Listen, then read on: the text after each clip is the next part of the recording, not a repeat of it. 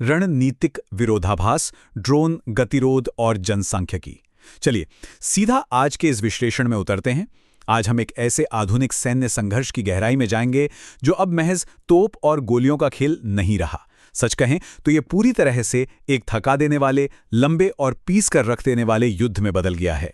और इसमें सबसे हैरानी की बात क्या है, इसका सीधा कनेक्शन एक बहुत ही गंभीर डेमोग्राफिक क्राइसिस यानी जनसांख्यिकीय संकट से जुड़ा हुआ है।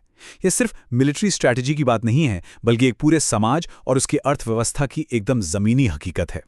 रक्षा मंत्रालय के इस कोटेशन पर अगर हम गौर करें, युद्ध संरचनात्मक परिवर्तन से गुजर रहा है। दुश्मन का व्यवस्थित क्षरण, डीप स्ट्राइक युद्ध और तकनीकी संतृप्ति निर्णायक पैंतरेबाजी पर हावी हैं। इसका असल मतलब क्या है? सीधा सा अर्थ है कि आज के युद्ध के मैदान की सच्चाई पूरी तरह बदल चुकी है। ये कोई रुका हुआ मोर्चा नहीं है। एक झटके में सरप्राइज अटैक करके हावी होने वाले दिन अब लग चुके हैं।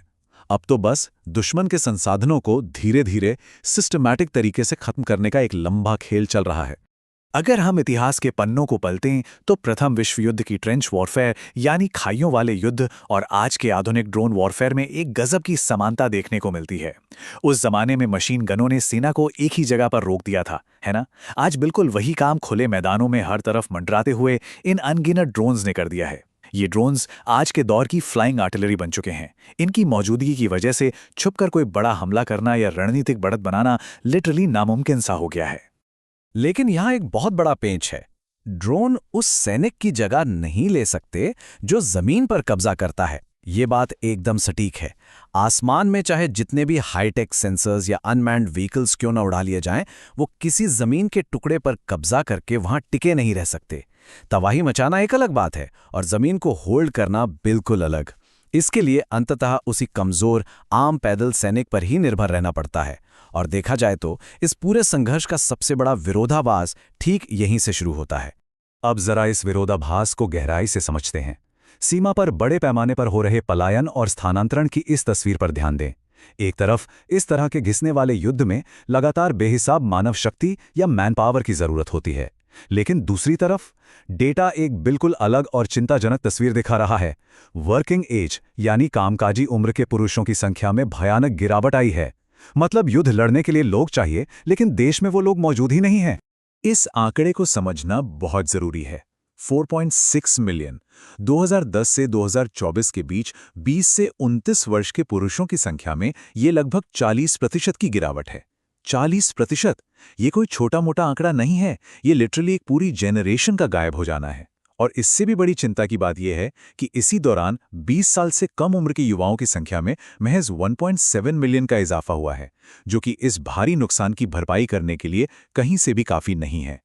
इस जनसांख्यिकीय चार्ट को देखने पर 2023 के आंकड़े और भी साफ हो जाते हैं। 20 से 29 साल का एज ग्रुप, जो किसी भी देश की अर्थव्यवस्था और सेना की रीढ़ माना जाता है, वो 30-39 या 40-49 की पुरानी पीढ़ियों के मुकाबले सिकुड़कर बहुत छोटा रह गया है। सैन्य भर्ती के लिए जो प्राइम एज होती है, उसमें सिर्फ 7.5 मिलियन युवा पुरुष बचे हैं।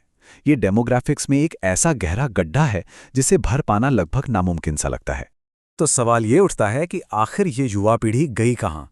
इसके पीछे 3 बड़े और ठोस कारण हैं। पहला, 1990 के दशक की शुरुआत में जन्म दर में जो भारी गिरावट आई थी, उसका सीधा असर आज दिख रहा है। दूसरा, 2022 के बाद से हुआ एक अभूतपूर्व पलायन। अनुमान है कि लगभग 6,50,000 लोगों ने देश छोड़ा है और इनमें से आधे से ज्यादा 25 से 45 साल के पुरुष हैं। और तीसरा कारण, जाहिर सी बात है, युद्ध के मैदान में होने वाली मौतें और हजारों की संख्या में मिसिंग इन एक्शन यानी लापता लोगों के बढ़ते आंकड़े। अब यहां से ये पूरा मामला एक बहुत ही सीरियस इकोनॉमिक क्राइसिस का रूप ले लेता है। ये एकदम एक जीरो सम गेम है। सैन्य भर्ती बनाम आर्थिक अस्तित्व। सेना को लड़ने के लिए सैनिक चाहिए और अर्थव्यवस्था को चलाने के लिए इंडस्ट्रीज को वर्कर। लेकिन 20 से 39 वर्ष के युवाओं का जो 10 मिलियन का छोटा सा पूल बचा है, दोनों को उसी में से लोग चाहिए। हितों का टकराव इतना गहरा है कि अगर सेना बहुत बड़े पैमाने पर लोगों को ड्राफ्ट करती है तो घरेलू अर्थव्यवस्था बुरी तरह से ठप पड़ जाएगी।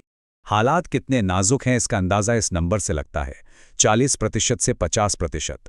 केंद्रीय बैंक के डेटा से पता चलता है कि कृषि, विनिर्माण और यूटिलिटीज जैसे बेहद अहम सेक्टर्स में कर्मचारियों की कमी 40 से 50% तक पहुंच चुकी है। इंडस्ट्रीज पहले से ही कामगारों की भारी कमी के चलते चरमरा रही हैं। ऐसे में एक और सैन्य लामबंदी या मोबिलाइजेशन इकोनॉमी के लिए एक बहुत बड़ा और घातक झटका साबित होगी। तो इस गंभीर कमी का नतीजा क्या हुआ? सेना को एक बहुत ही चौंकाने वाला कदम उठाने पर मजबूर होना पड़ा है।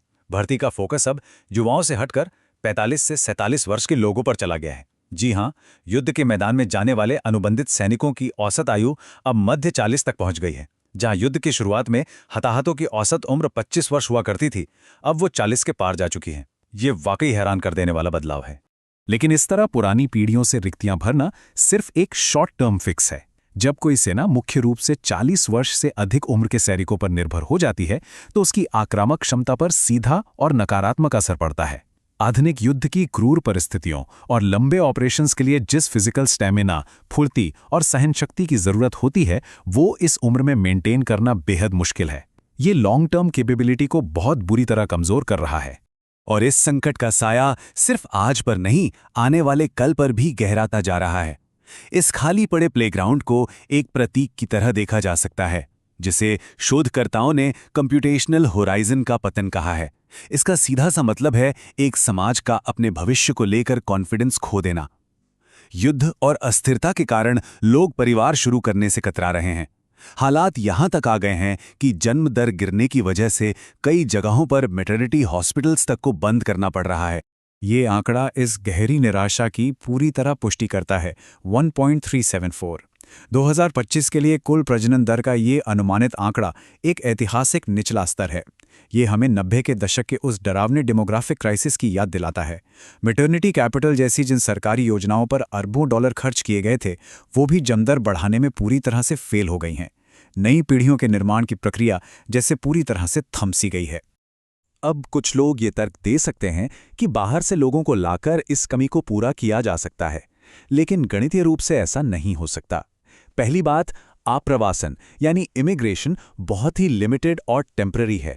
दूसरा, जो लोग बाहर से आते भी हैं, उनमें अक्सर उन स्पेसिफिक इंडस्ट्रियल स्किल्स की कमी होती है जिनकी इस समय देश को सबसे ज़्यादा ज़रूरत है।